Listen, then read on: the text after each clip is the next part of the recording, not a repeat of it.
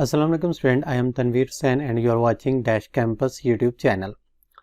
Student, Business Statistics Chapter 2 Diagrammatic and Graphic Representation of Data, ये हमारे पास chapter का नाम है जिसमें हम ग्राफ के बारे में और किस तरीके से मुख्तलिफ ग्राफ हैं जिनके ज़रिए हम अपने डाटा को प्रेजेंट कर सकते हैं, उसको पेश कर सकते हैं।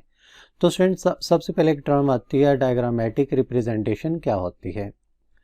प्रेजेंटेशन ऑफ स्टैटिस्टिकल डाटा कि हम स्टैटिस्टिकल डाटा को पेश कर रहे हैं कैसे? बाय ज्योमेट्रिकल फिगर्स, यानी कि हम किसी किस्म रेक्टेंगुलर, स्क्वायर, ट्राइंगल की और सर्कल के ज़रिए अपने डाटा को पेश करते हैं, इज़ कॉल्ड डायग्रामेटिक रिप्रेजेंटेशन। तो उसको क्या कहते हैं? डायग्रामेटिक रिप्रेजेंटेशन कहते हैं।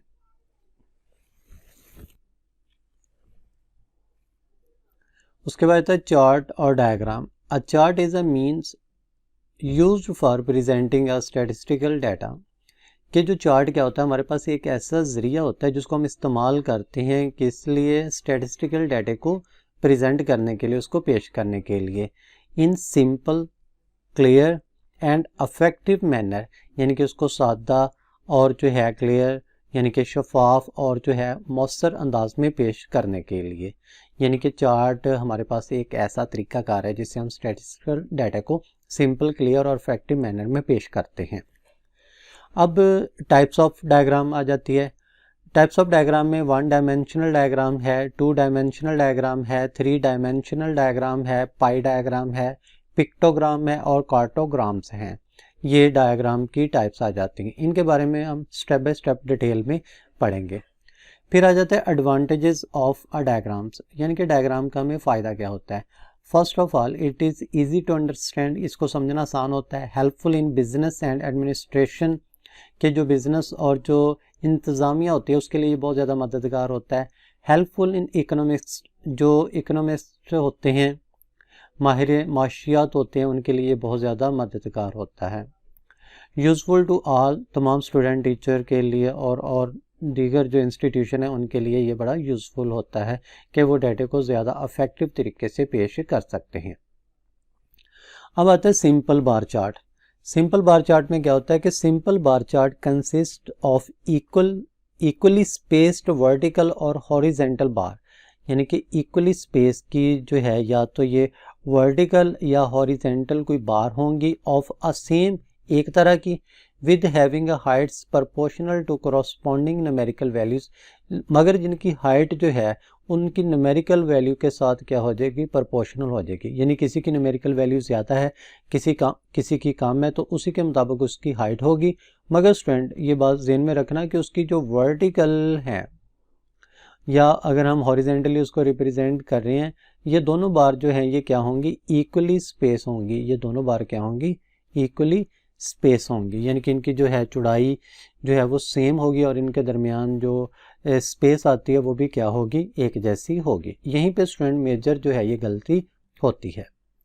तो अभी हम एक इसका जो है वो प्रॉब्लम करते हैं, शुरू करते हैं। स्टूडेंट यहाँ पर हमारे पास एक प्रॉब्लम है, draw simple bar chart to represent production of commodity during year 2000 to 2008। यानी कि यहाँ पर हमें जो है ये दिया हुआ है, यहाँ पे ईयर दिए हुए हैं 2000, 2001, 2, 3, 4, 5, 6, 7, 8, यानी 2000 से 2008 तक जो है ईयर दिए गए हैं और इनमें जो है वो जो प्रोडक्शन हुई थी वो दी गई है। अब स्टूडेंट हमने क्या करना है कि इसका जो एक्स, जैसे हम इसका यहाँ पे ड्रा करते हैं कि कोऑर्डिनेट प्लेन होता है, तो ये हमारे पास एक्सेस होते हैं और ये हमारे पास वाई होता है। तो हमने क्या किया कि एक्स एक्सिस पे जो है ये ईयर ले लिए और जो थी वाई एक्सिस के ऊपर जो है ये प्रोडक्शन ले ली, वाई एक्सिस पे प्रोडक्शन ले ली। अब स्टूडेंट हमने क्या काम करना है कि सबसे पहले जो है हमने जो है जो वाई एक्सिस पे नंबर है वो ड्रा कर लेना है। यहाँ पे अगर हम इसके नंबर्स की तादाद देखें तो हमारे पास ये 256 है।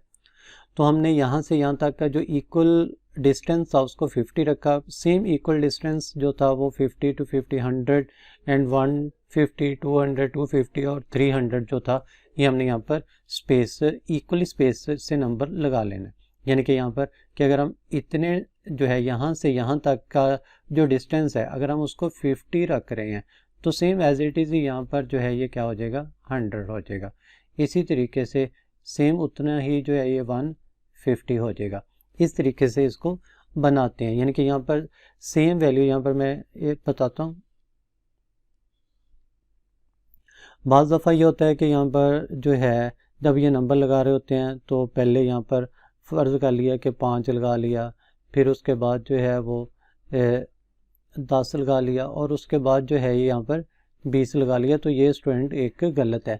हमने सेम इक्वल स्पेस को इक्वल जो है वो इंटरवल में डिवाइड करना है। जैसे यहाँ पर आप देख रहे हैं कि यहाँ से यहाँ तक का जो डिस्टेंस था वो सेम था, इसलिए हमने यहाँ से 0 से 50 तक रखा और फिर यहाँ पे 50 से 50, 100 और अप टू जो जितनी हमारे पास मैक्सिमम थे उसके करीब हमने ले जाना, यानी कि 300 तक।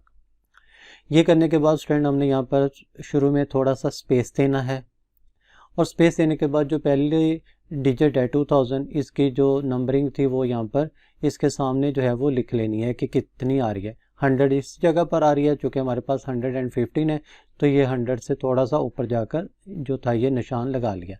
यानी कि हमने क्या किया कि यहाँ पर ये 100 था तो यहाँ पर इसके ऊपर जो था ये यहाँ पर निशान लगा लिया। अब स्टूडेंट दूसरा क्या करना है कि इसके दरमियान जो स्पेस है वो इक्वल स्पेस होनी चाहिए। ये नहीं है कि किसी जगह पर बहुत ज़्यादा कम है, यानी कि हम इस तरीके से नहीं कर सकते कि पहले लेट्स सपोज कि ये इतना है, दूसरे के दरमियान जो है ये इतनी स्पेस आ गई और इसकी चौड़ाई कुछ और होगी, ऐसा नहीं होगा।